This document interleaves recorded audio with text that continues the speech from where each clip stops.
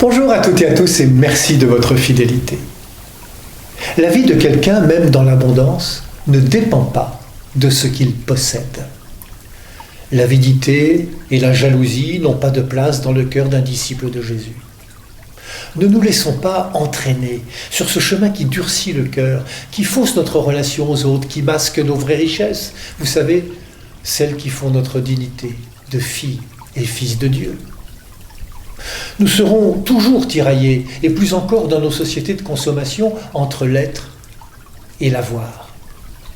J'aime cette petite histoire du livre d'Éloi Leclerc, Sagesse d'un pauvre, qui évoque la vie et la vocation de François d'Assise.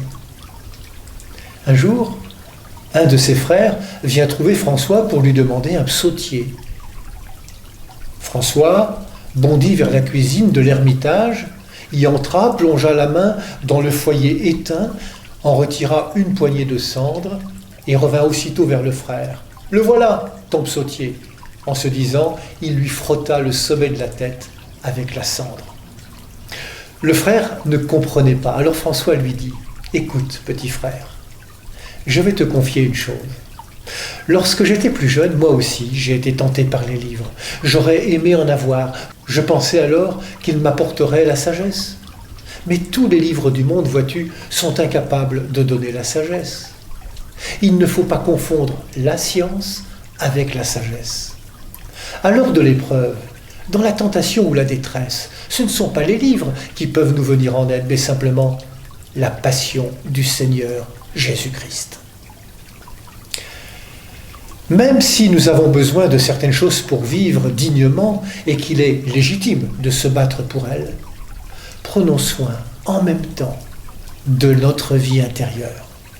Laissons l'Esprit Saint éclairer nos cœurs et en chasser l'avidité et la jalousie. Comme le dit la petite Jade dans le livre de François Garagnon, le Saint-Esprit, quand il plane au-dessus d'un paysage, le paysage devient beau et lumineux. Quand il plane au-dessus de quelqu'un, ce quelqu'un est aussitôt éclairé.